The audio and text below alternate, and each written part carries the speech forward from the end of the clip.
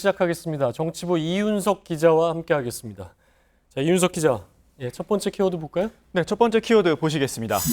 레밍에서 함정으로. 또 레밍 얘기군요. 예, 맞습니다. 김학철 의원. 충북도의회 김학철 의원 얘긴데요. 이 지역에서 최악의 물난리가 난 가운데 외유성 해외 출장을 갔다가 국민 비판 여론이 빗발치자 결국 어젯밤 늦게 귀국을 했죠. 자, 그런데 김학철 의원에게 국민을 레밍, 들쥐에 비유했던 내용의 취지를 묻는 기자들의 질문이 있었습니다. 김 의원은 죄송하다고 하기는 했는데요. 이 과정에서 언론이 교묘하게 편집한 것이란 얘기를 했습니다. 이 자신이 함정에 걸렸다는 건데 어떤 내용인지 잠깐 보시겠습니다. 일종의 그 함정 질문에 제가 빠진 것 같습니다. 그것을 교묘하게 좀 편집이 된 게 아닌가, 그 말씀을 제가 드리겠습니다.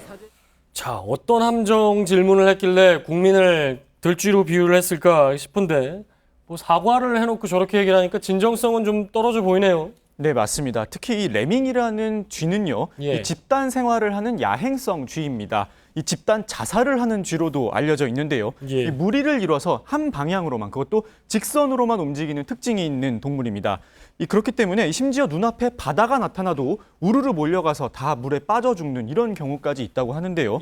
이유를 불문하고 국민에게 빗댄 것 자체가 부적절하다는 비판이 나오고 있습니다. 함정 질문을 해서 엉뚱하게 답변을 했고 이걸 교묘하게 편집했다 이런 주장인데 KBS가 했었던 거죠? 그 인터뷰는. KBS가 그 내용을 전체를 좀 공개했으면 좋겠네요. 어떤 내용인지.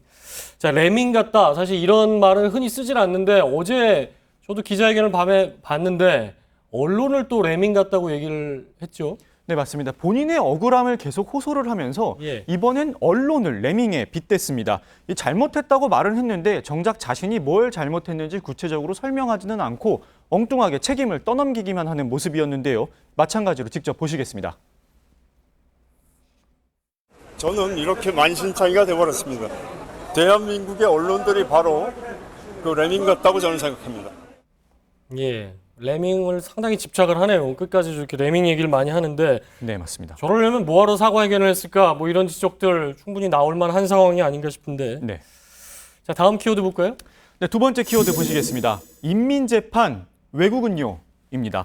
대법원이 박근혜 전 대통령의 재판을 비롯해서 이 사회적으로 관심이 큰 재판의 1심과 2심 재판 과정에 대한 TV 생중계 허용 여부를 검토 중입니다. 이제 내일 모레 최종 결정을 하게 되는데요.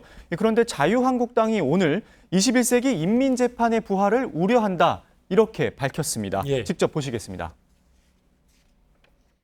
진행 중인 재판을 생중계할 경우 여론 재판으로 전락할 위험성이 있습니다. 여론 재판이라고 지금 얘기는 그렇게 했는데 인민 재판이라는 표현도 썼습니까? 그런 표현도 있습니다. 인민 재판, 여론 재판 뭐 이렇게 얘기를 했는데 사실 재판을 생중계하는 건 우리나라에서는 좀 생소한데 판사들 입장은 어떻습니까? 이게 논의가 시작된 과정 자체가요. 일단 국민의 알 권리 그리고 사법부의 신뢰를 더 높여보자라는 취지에서 시작이 된 겁니다. 앞서 지난달에 법원행정처가 전국 판사 2,900여 명을 대상으로 설문조사를 실시한 적이 있는데요.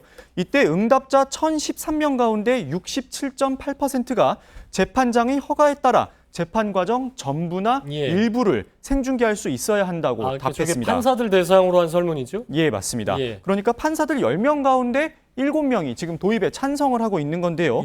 여기에 얼마든지 비판적인 의견을 낼 수야 있겠지만 정당이 일방적으로 여론 재판이라고 표현을 하는 건 부적절하다는 지적이 나오고 있습니다. 재판 생중계에 대해서 이제 판사들 의견이 갈리고는 있지만 뭐 판사들 전체 중에 찬성이 많다는 거고.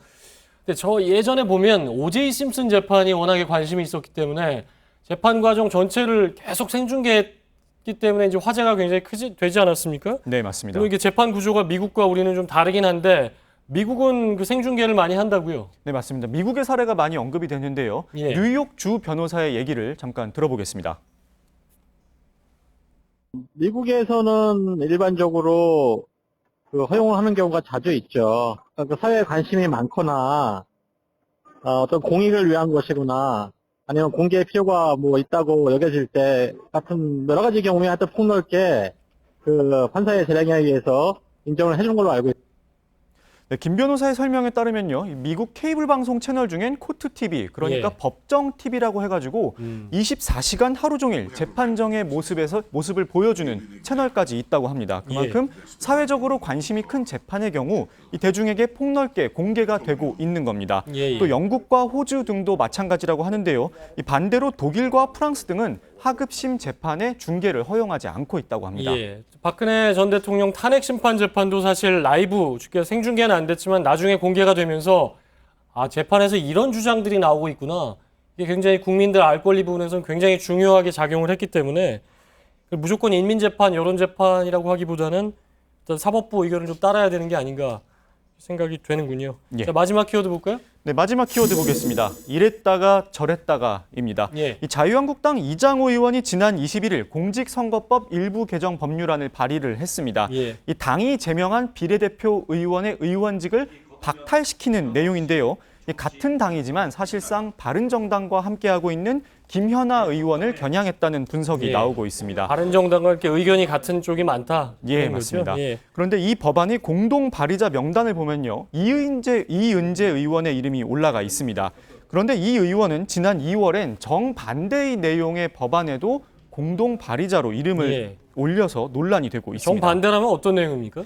네, 그러니까 김현아 의원 같은 경우가 이제 바른정당으로 오고 싶어 했잖아요. 예, 예. 그때 당시에 김현아 살리기법이라고 불리는 법안이 발의가 됐었습니다. 예. 이 비례대표 의원이 소속 정당에서 이렇게 분리된 정당으로 옮길 경우 탈당을 할 경우에. 예, 그렇죠. 분리된 정당으로 옮길 경우엔 의원직을 계속 유지시켜주는 내용의 법안이었는데요. 지금은 비례대표는 나가면 탈당하면 이렇게 유지가 안 되는 거죠. 맞습니다. 예. 그런데 분리된 정당으로 옮길 경우엔 허용을 해주는 게 내용이었는데 여기에도 이은재 의원의 이름이 올라가 있었단 말입니다. 예. 그러니까 이은재 의원은 이 김연아 의원의 의원직을 유지시키는 법과 박탈시키는 법 모두에 이름을 올려놓은 상태인 겁니다. 그러니까 똑같은 사안을 놓고 정반대 법안에 똑같이 이름을 올렸기 때문에 사실 해명은 쉽지 않아 보이는데 뭐라고 하던가요?